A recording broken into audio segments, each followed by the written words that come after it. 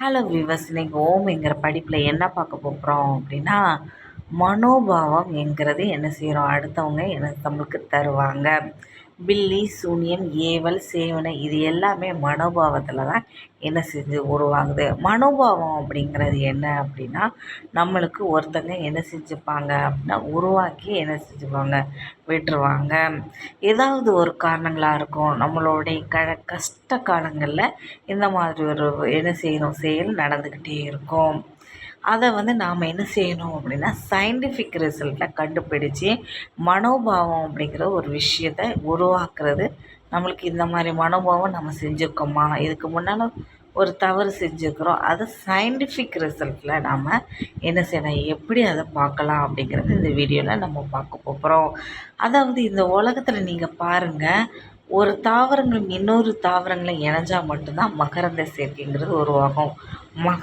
அதாவது அதாவது விலங்குகளோ தாவரங்களோ ஏதாவது அதாவது அதாவது என்ன சொல்கிறது, இனப்பெருக்கம் அப்படிங்கிற ஒரு விஷயத்தில் இணைஞ்சிருக்குதா அப்படிங்கிறது இது தவறான ஒரு விஷயமாகும்.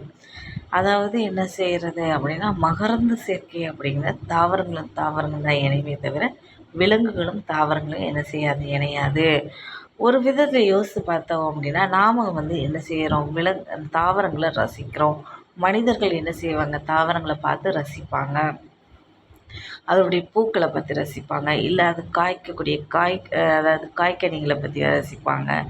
இந்த மாதிரி ஏகப்பட்ட விஷயங்களை தாவரங்களை என்ன செய்வாங்க, ரசிப்பாங்க. அப்படி என்ன செய்யணும், தாவரங்கள் தவிர சைவமும் அசைவமும் என்றைக்கு என்ன செய்யாது, இணையாது.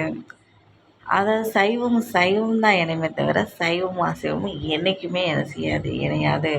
அந்த அட்ராக்ஷன் அப்படிங்கிற ஒரு விஷயத்தில் தான் இருக்குமே தவிர மகரந்த சேர்க்கைங்கிற ஒரு விஷயத்தில் இருக்காது.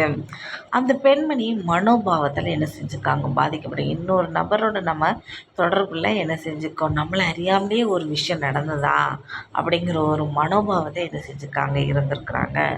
ஆனால் சயின்டிஃபிக் ரிசல்ட்டில் என்ன செஞ்சுருக்காங்க, கண்டுபிடிச்சி என்ன செஞ்சுருக்கு அப்படின்னா, அவங்களுடைய மனோபாவத்தை ஒன்றும் பண்ணலை, மன சஞ்சலத்தை என்ன செஞ்சுருக்காங்க, ஒவ்வொருத்தவங்க அவங்கவுங்க மனசில் உள்ள அவங்களுடைய கெட்ட எண்ணங்கள், கெட்ட அழுக்குகள் இது எல்லாத்தையும் உண்டு பண்ணி என்ன செஞ்சுருக்காங்க, அவங்களுடைய வைப்ரேஷன் சாமி வருது அப்படிங்கிற ஒரு வைப்ரேஷனில் என்ன செஞ்சுருக்காங்க சொல்லிக்கிறாங்க.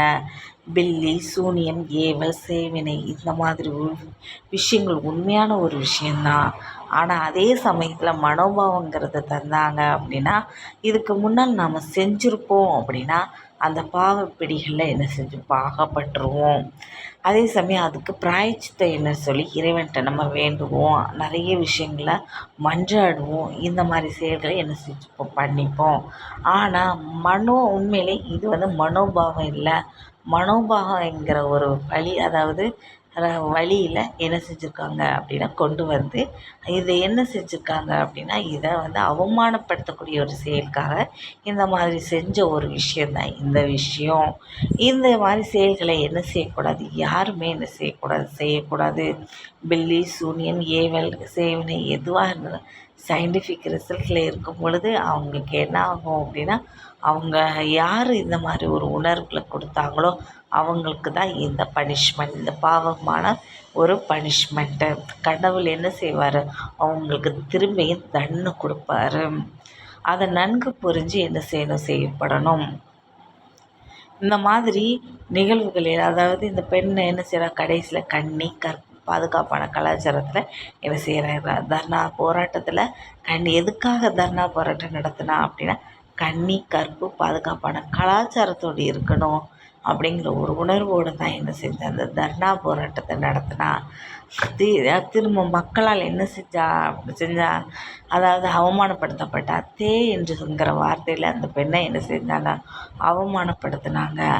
ஆனால் அந்த பெண் என்ன செஞ்சா, மனோபாவத்தில் உள்ளாக்கி திரும்பியும் என்ன செஞ்சா, சயின்டிஃபிக் ரிசல்ட்டில் யோசித்து பார்க்கும்போது இது தவறான இது மன சஞ்சலத்தை அவங்க என்ன செஞ்சுருக்காங்க, உருவாக்கி என்ன செஞ்சுருக்காங்க, அந்த மக்கள் எல்லாரும் இப்போது தேங்கிற கெட்ட வார்த்தையிலே என்ன செஞ்சிட்டாங்க, போயிட்டாங்க.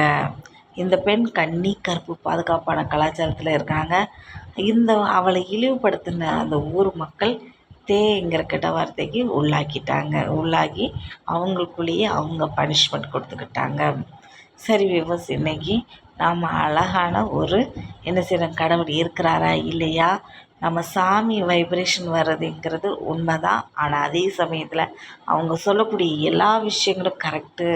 அவங்களுடைய உணர்வுகள் எல்லாமே என்ன, அவங்கவுங்க வாழ்க்கையில் என்னென்னலாம் அவங்க மண்டையில் தோணுதோ அதை என்ன செய்வாங்க சொல்லுவாங்க. நாம் சயின்டிஃபிக் ரிசல்ட்டில் கண்டுபிடிச்சி நம்ம வாழ்க்கையை வாழ்கிறதான் உண்மையான ட்ரூத் அண்ட் பிலீஃப் அப்படிங்கிற ஒரு விஷயமே தவிர.